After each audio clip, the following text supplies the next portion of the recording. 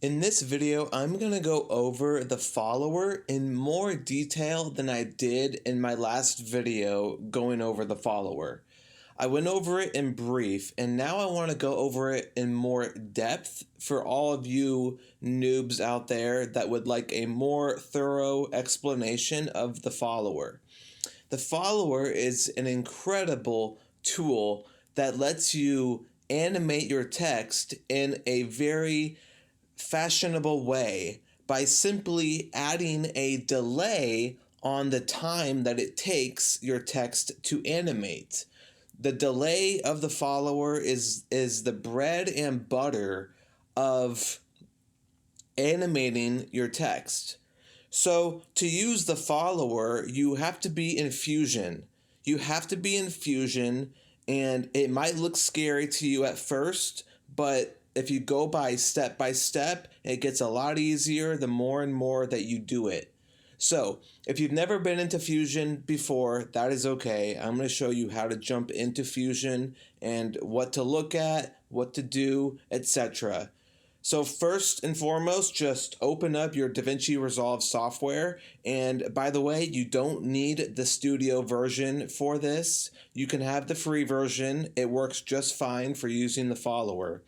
But open up your project, whatever you want to experiment in, and then make sure to go onto the timeline, okay? You are probably familiar with the timeline, and if you're not, that's okay too, but just go into the effects tab. For anyone who is still very new to this software, the effects tab is in the upper left corner. Just go ahead and give this a click, and then you will see there is a toolbox area, okay? There's video transitions, audio transitions, and then there's titles, and then generators, and then effects. We want to grab the Fusion composition. This is what is going to allow us to jump into Fusion and create stuff. So grab this, grab and drag onto your timeline like I just did. You can now go ahead and close that effects tab. You don't need to open anymore. And then you can go ahead and just center this at the beginning just to kind of organize it a little bit more. I get very OCD about my software, so I like to always keep it at the zero, the first frame. And now that I have this on my timeline, I want to jump into Fusion. And there's two ways of jumping into Fusion. One way of jumping into Fusion is one click, and it's this wand looking pencil icon right here. And then the second way of jumping into Fusion is right click the Fusion composition. So make sure it is highlighted and right click on that, and then go to open in Fusion. So there's two ways of doing it. If you don't have a right click, then clicking on this would be your only option. But now that we're in here, this is what it looks like. This is the interface of Fusion compared to the timeline. The timeline is way more common in other editing softwares, and Fusion is not common in the most of the softwares. It's common in some that are more advanced. So it does look scary at first, but it's okay. Don't worry. I'm going to hold your hand a little bit, and don't be afraid to, use this interface within Resolve more often. So what we want to first do is grab a background, because as you can see, there's nothing showing up. And that's because we don't have anything down here. This is all we have, and that is a media out node. That is basically our output. That's what we see ultimately from everything that we have in here. So this area, you can see it says nodes right here, and below here is like a grid. And this area, I can zoom out, this is a node-based environment, or a 3D environment. Now, don't worry, we're not going to get into 3D, but this is a 3D environment, just so you know. But this is different than being on a timeline where there is a video one track and there's also a audio one track like normal. Okay, this is way more easier for you to understand, I'm sure. But this here works very similarly, just also differently at the same time, and in some cases a lot easier and faster. But this is a blank fusion composition. There's nothing here. This is like equivalent to there being nothing on your timeline, like no footage, no audio, nothing. It's equivalent to that. So when you're in the fusion composition for the first time, you will need to grab something to start compositing, basically. Fusion compositions allow you to composite, even if it's just a simple composite where you combine a background and a text, for example. And we obviously want to do that for this tutorial to show you the follower because it involves text and it animating on screen. So first we need a background. We need something in the background. And the background is by default here in the far left corner above the node's name, the node's word here. So grab this icon, okay? And just drag it down below. That's all you gotta do. Just like I did on the timeline, when you open up the effects tab, you just drag this on the timeline, right? Like I showed you before. All you gotta do is the same exact thing in here. Drag these icons, these buttons, whatever you wanna call them, down below into this 3D or node environment, okay? And the merge is the next thing that you would want to grab. Okay, you don't have to grab that right away after the background, but you are going to need a merge at some point. You basically can grab one right away and then you can connect it and then connect it up to the media out like that. So I don't want to get off track here, but basically just do what I did right there, okay? It'll be simple. So this button is called merge.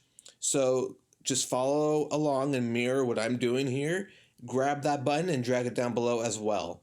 And you can see I connected these up. And let me show you that one more time.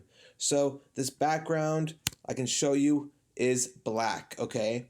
It is a black background. That's the default color. And that's actually what we want to keep it at because the text is going to default to white. And we want contrast, aka a big differentiation between colors. That's what contrast is. And so it'll be easier to see the text. And so grab that text, okay? Go ahead and grab that text and it will be blank. But if you want, go ahead and type something in there right away. I'll put follower and you can put whatever you want to do. And now that you have it in there, all right, you will want to connect this to the background to composite it together, aka combine the two together to get this text to show up in front of the black background. But then you'll see this merge and there is a yellow arrow and a green arrow, okay? The yellow arrow is the background input, and so that is going to be in the background. And you want to connect anything that should be in the background to that yellow arrow. So obviously a background should be in the background. So you would want to connect this to the yellow arrow. And to do that, you simply do the same kind of thing as before with the text in the background.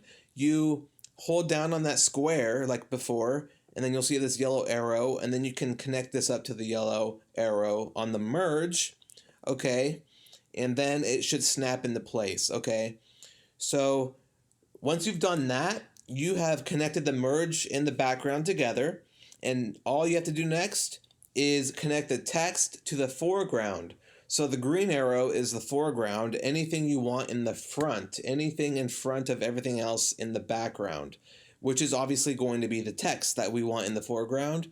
So hover over the square and then connect it to the green arrow to get it in the foreground. Now, you might not see anything yet, and that's only because the merge does need to be connected to the media out. Like I said, that's the output that we see from everything. Okay, so drag that same yellow arrow from the merge onto the media out. And now I can press 2 on my keyboard or press on the dot right down here. It's kind of hard to see that, but there is a dot down here and you can click on that and then it will show up. And if it doesn't show up on the viewer for some reason, you might have it on one and only one viewer open. So you can click on this icon, the viewer, and this will allow you to open up both of them. And if you didn't have it on two, just the one, it would look like this, and it's on the left side. But if you only want one viewer open like I do, and I'm doing that for simplicity's sake to explain and describe all this really simply, press 2 and then click on the viewer icon here in the upper right, and then it will bring up just that one viewer, the second viewer. Okay, so hopefully this is all making sense. I'm trying to explain it all very thoroughly and easy so that you don't have any trouble while you're mirroring me. And now that we have this, we can essentially start doing the follower animation, which is really, really cool and fun to do. Now, one thing I'm going to do, and I will teach you how to do this as well. So as you can see, these nodes kind of just like float around, you know? You can actually snap them in place so that the lines are straight and it's easier to get them straight. So let me show you what I mean by that. If you just hover your mouse over in this node area, make sure nothing is highlighted like this. Make sure nothing like that is highlighted. So just click on the area anywhere around here, right click, do a right click, and then go to Arrange Tools, and then click on Arrange Tools to Grid, okay? Or actually, no, sorry, to Connected is what I meant. You can do either or, but I like to do to Connected because then it will align the nodes to the connecting points, which is going to be the arrows, okay, the inputs. And so now they snap into that place very nicely and easily, and it just kind of organizes it really nice, and it helps with your OCD. So now that we have this all set up and ready, what we can now do is start to use the follower.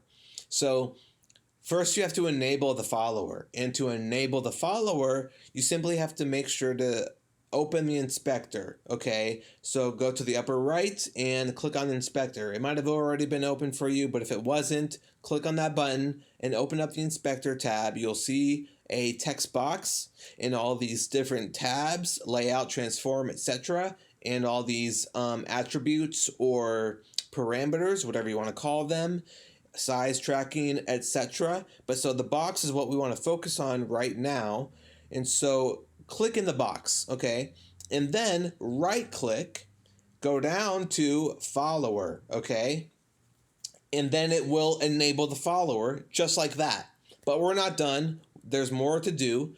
So now that we have enabled the follower, we can jump into a second sort of tab, a second area of attributes.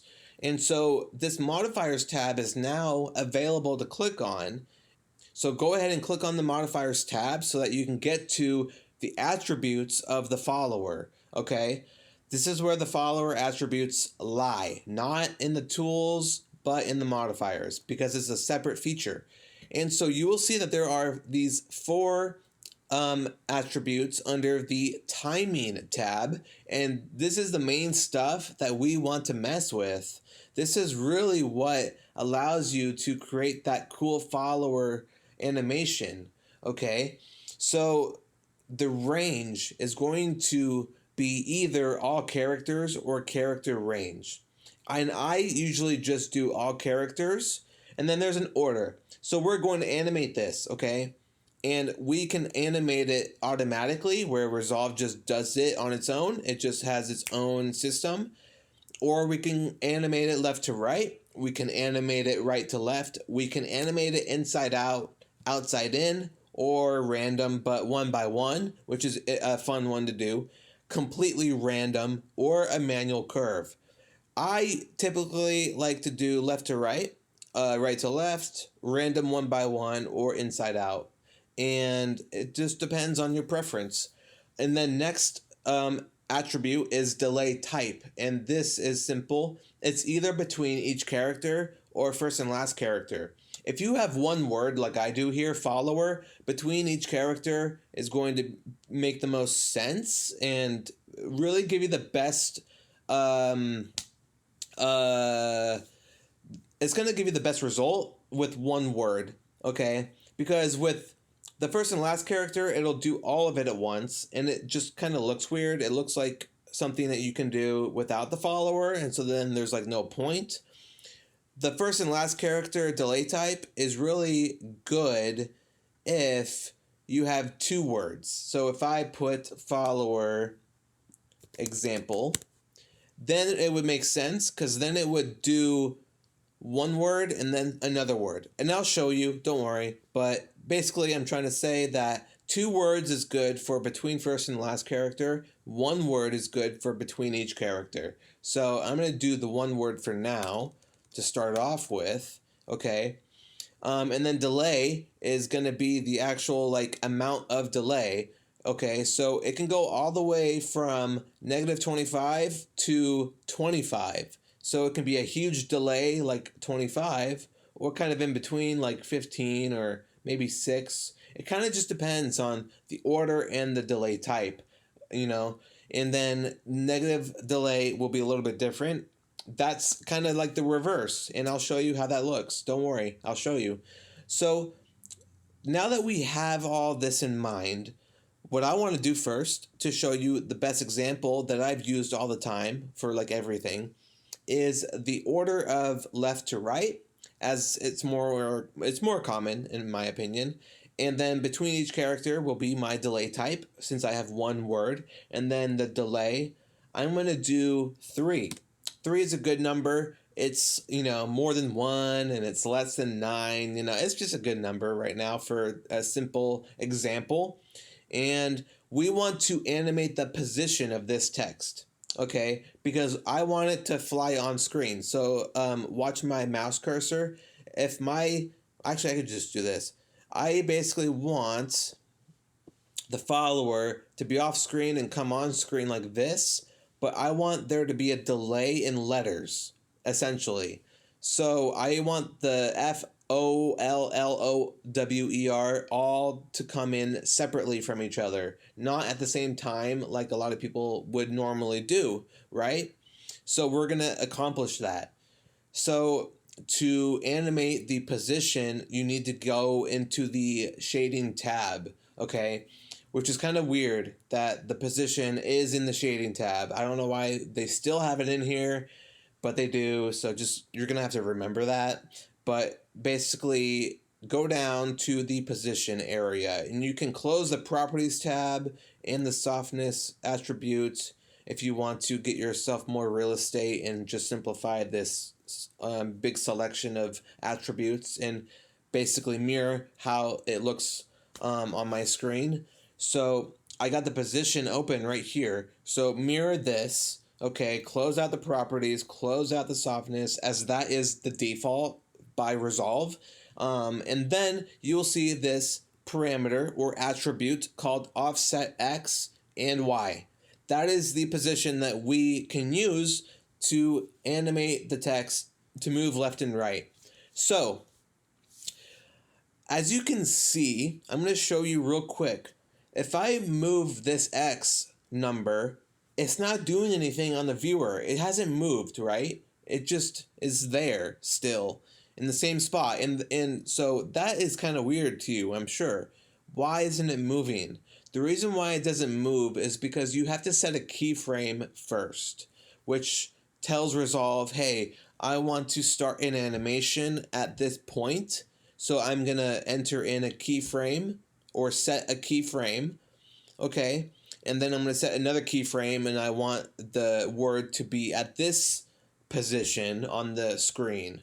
So you have to set a keyframe first, all right? Animation is all about keyframes. Keyframes allow it to move from one point to another and just have motion, all right? And you're telling it where to go and everything. So the diamond here, this gray diamond that you see next to the offset, is going to be the keyframe, and you can see the rest of them have a keyframe as well. But so we're going to go to the offset and click on that diamond, and then this will pop up, the path 1. You can mess with this if you understand what it does and everything. You can actually like use this to your benefit, but we're not going to do that right now because it's kind of off track. So just click on the follower again by double clicking on the name, and then you can see that there's a keyframe set, and you know that it is set when it turns red or orange, whatever color you think it is. But so now it's at the center position, right? So that's good, but we do want it to be off screen first and then come on screen. So this is going to be where it lands. We're going to say that this is where the follower will land, okay? So now we want to trail back on this timeline ruler looking thing. I'm not sure what to call this, but basically this is like your timeline. Like if you go onto the edit page, that's like what this is, okay? This ruler thing, it's your timeline, right? It's your 0 to 50 frames, 0 to X amount of frames. So that's what that is. It's the same thing. It just looks different. But so you can see that there's a keyframe here. That white line tells you there's a keyframe. And we moved our cursor over to the 60, or sorry, the 50 mark. I can't see. And on the edit page, by the way, this red cursor or playhead, the red playhead, I call it cursor sometimes. The red playhead, as you would probably know, that's the same thing as this red line, okay? But so make sure that you have the text highlighted. I keep on having to click on it again because I get out of Fusion. That's what happens when you get out of Fusion. When you jump out of Fusion, then jump back into it, you have to re-click on that node. It's kind of annoying. But make sure that you move this red line over, okay? And I'm going to move it to the 55, okay? 55. This is where I want the follower to be off the screen. So now I'll jump back into the inspector and then modifiers and then shading, then position. And then I will click on another keyframe. I'll set another keyframe on the offset. And now I can move this number to the left. Going to the left will move moving the number in the negatives will move the word to the left, okay? So I'm going to move this all the way as negative as I need it to be for the word to be off the screen. So negative 8.4 is where it should be at to be off the screen, and now it will animate. If I can play it for you and it will animate itself, okay? I, again, have the delay at 3, the delay type between each character in orders left to right. That's how we should see it. That's what it should look like. That's our vision here. So let me go from the beginning and then give us some time to take a look, and I'll press play. There you go. As you can see, it looks really cool. It has a delay. It's left to right, and the range of characters is all characters, okay? Now let's increase the delay to 9, okay? Let's see how this looks. This is going to be fun.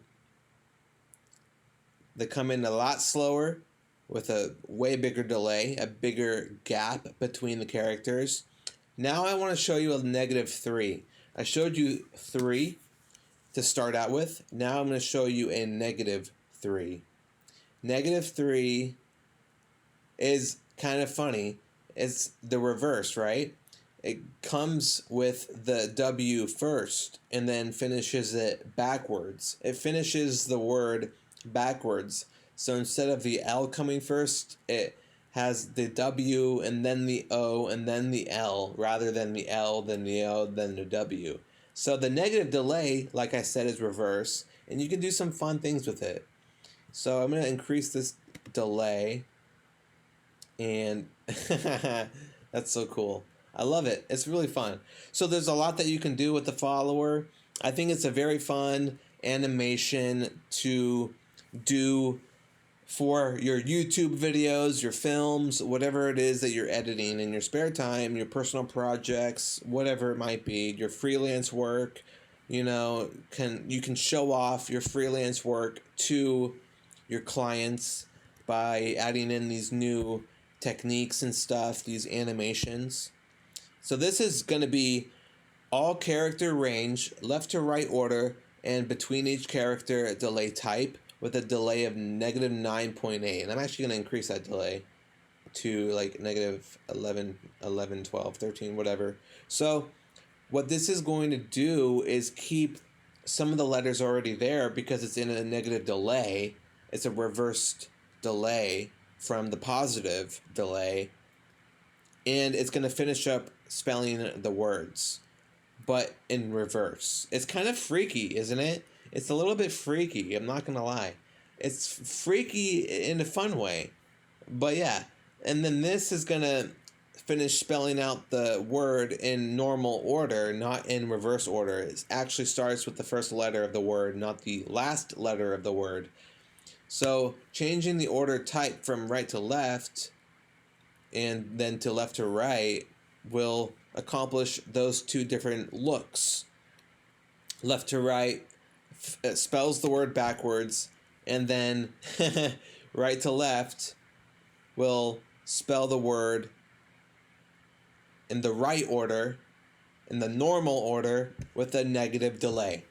With a positive delay, right to left will do as you expect. It will spell it out in reverse, and it doesn't actually finish it. Let me change this to like 9. Maybe it'll finish it after that. But yes, it will spell it out, but in reverse, which is kind of funny. So it's like swapping. It's really cool. I'm kind of getting off track here a little bit because I'm having so much fun looking at this. This is spelling it in the right order.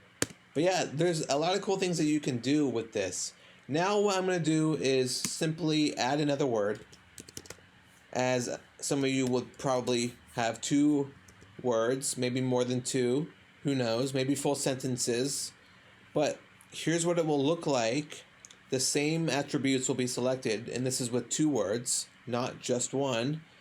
And there you go. It didn't even finish it, which is kind of funny because there's too big of a delay. So let me do 2. When there's more words, having a shorter delay will actually help you get all of the words or letters on the screen before the composition ends. It will finish in time. And so keep that in mind. When you have more words, more letters, you want to have a shorter delay because there's more to animate. And if you have less words or letters, like 1 word, then a bigger delay is doable because there's less to animate, and so then it can do it on time. But so with 2 words and a delay of 2, that's how it looks, and it's really, really nice, really cool. You can do a lot of awesome stuff and do this with full sentences. Like I said, I'll do a full sentence for you. That looks the sickest, in my opinion, the sickest out of all of them, right there. I'm going to show that one more time, actually, just because I can. It's bomb. It's baller. Look at that. Very freaking awesome. So, let me do this. I am showing off the follower in my newest tutorial for the best fans. There we go. Best students. So now, here is with full sentence, 3 lines of words. There it is. Isn't that really, really cool? I love it so much. I can't express that enough. I really can't. It's so amazing how... It's so amazing what you can do with this. It's so amazing all the stuff you can do. Now, when there are more words, you may have to adjust the positioning. As you can tell, the positioning needs to be adjusted because I added more words, and so I got to move them off the screen by increasing this offset. Looks like that wasn't enough, negative 11. So let me try negative 13. That should definitely be enough. So now I moved it more off the screen, and it won't be like kind of awkward. It's not really that awkward. I just like to have it off the screen just because. So it doesn't even finish it in time. So another way that you can make sure that it all comes on the screen on time, that it finishes on time, is to shorten up the keyframes by opening up the keyframes and then shortening it like this. Did you see that? You probably didn't see that. I'm sorry. So go to the Keyframes tab in the upper right corner next to the inspector. Click on that. This will show up, okay? So you might need more real estate and stuff. It will look like this, I'm sure. So hover your mouse over this area, okay? Mirror what I'm doing, and then you'll see this icon with two arrows and a line, vertical, in between those arrows. Click and drag to the left, and then it will allow you to expand that keyframes tab over to get more real estate, more area. And then do the same thing with this part here, okay? And then drag that up, and then you will have a little bit more room. And so this keyframe was all the way over here. I'm not sure if yours was kind of expanded out like that too, but if it was expanded out like that, just drag the second keyframe over and get it closer to the first keyframe. And the reason why we're doing this is because it shortens the animation time, all right? It will be faster.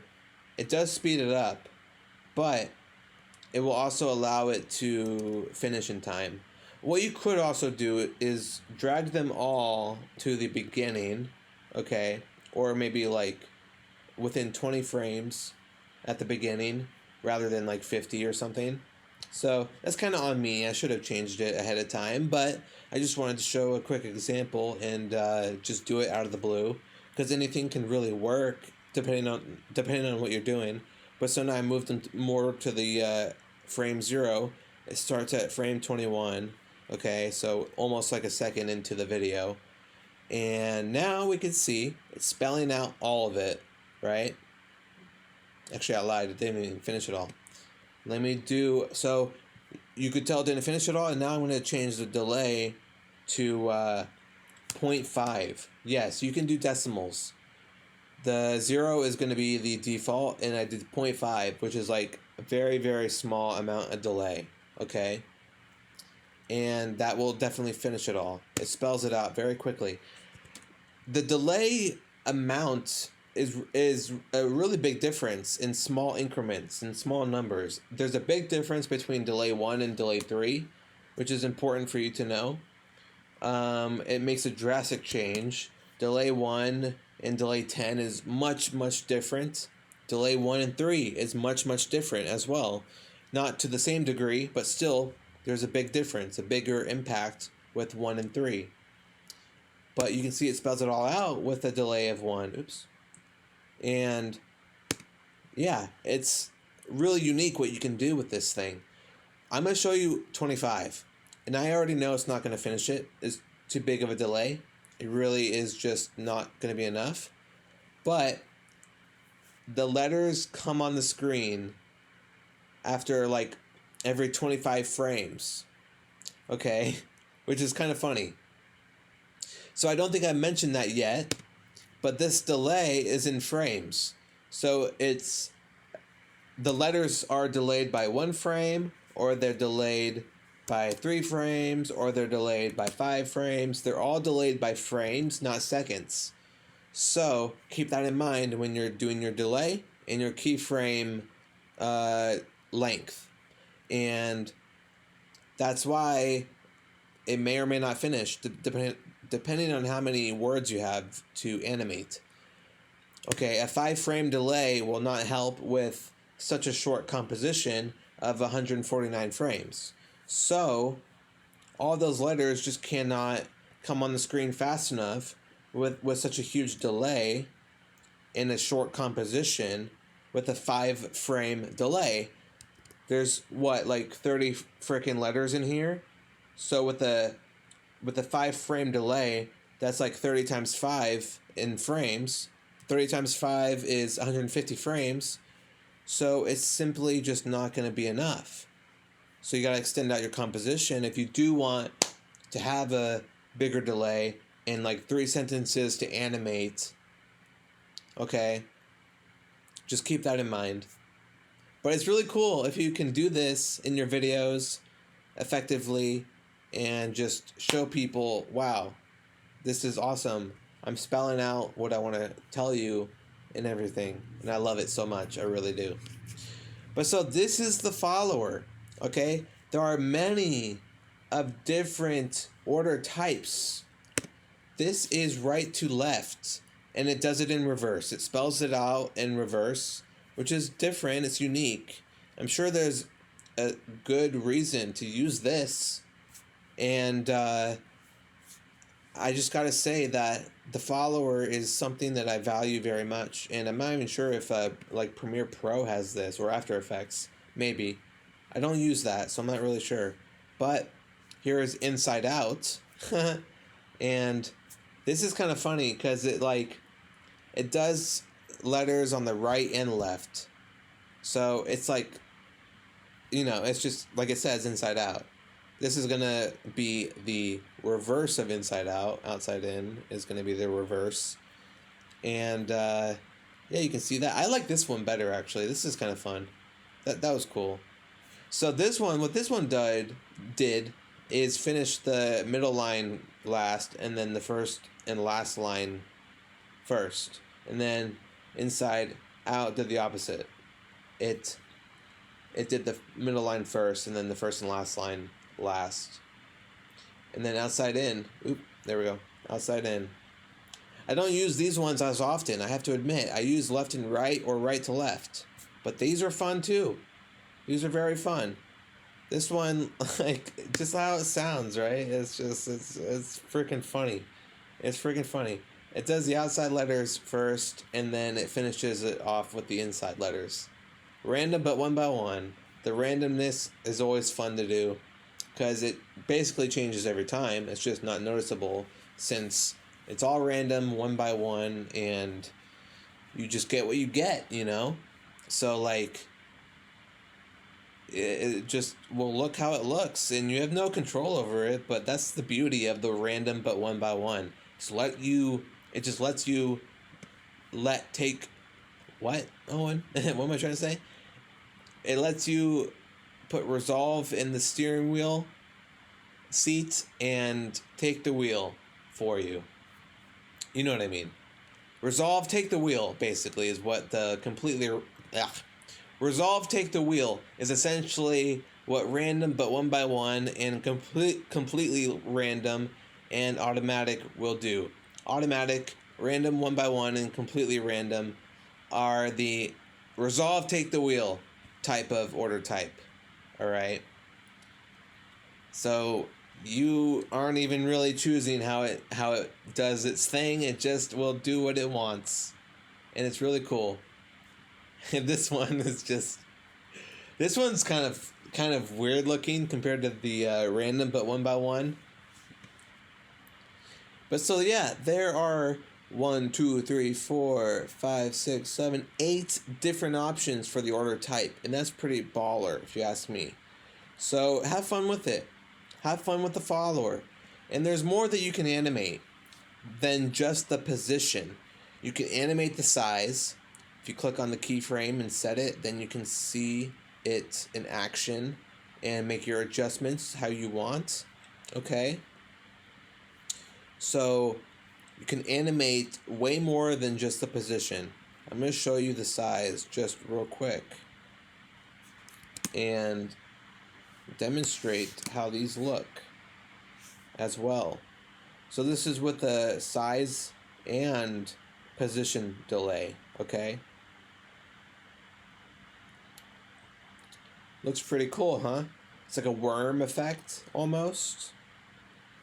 There is a big delay. Let's do a 2-second delay. Kind of freaked it out there by changing it mid animation. But so ultimately, I encourage you to go into the shading tab and look at all the attributes in here, from the properties to the size, okay? And also the transform tab, and look at all the attributes in here from the transform to the size, okay? You basically have options to do things the same in different tabs. There's a size attribute here, and there's also a size attribute here, and you can choose whichever one. They do the same thing. So you have your options, which is really nice. It's really, really nice. And I do also encourage you to try the size and the anchor attributes, as those come helpful as well. The settings don't really matter a whole lot. I mean, they might be useful for you if you want to make your comments in here and make notes of what you're doing. But the frame render script and the other script things here do not really matter in this case of animating text. So don't worry about that. But the shading and transform and text should be at least acknowledged, and you should experiment with some of this stuff, I think, and have fun with it. Ultimately, I wanted to show you how to enable the follower and add a delay, and then see the different order types at which they animate on screen, and also see the difference between animating between each character and first and last character. The first and last character can be cool and awesome when you have multiple lines to animate and you want them to come on screen a little bit faster, and it's more monotonous. What's the word? When they're all in sync, when it's not one by one or word by word, but all at the same time. You get what I'm trying to say, I hope. But yeah, I do like that the follower is a tool to animate your text differently. And one thing that you should know as well is you can turn it off.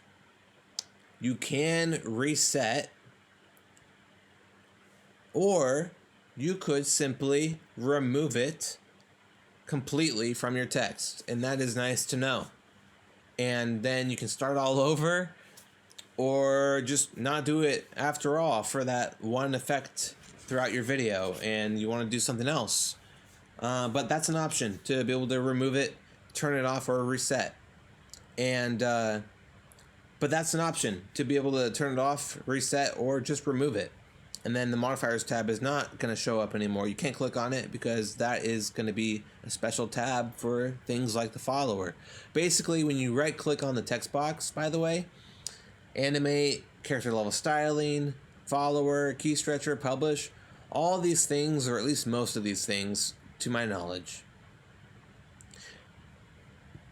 Basically, when you right click, most of this stuff will be in the modifiers tab. They're all modifications, extended modifications.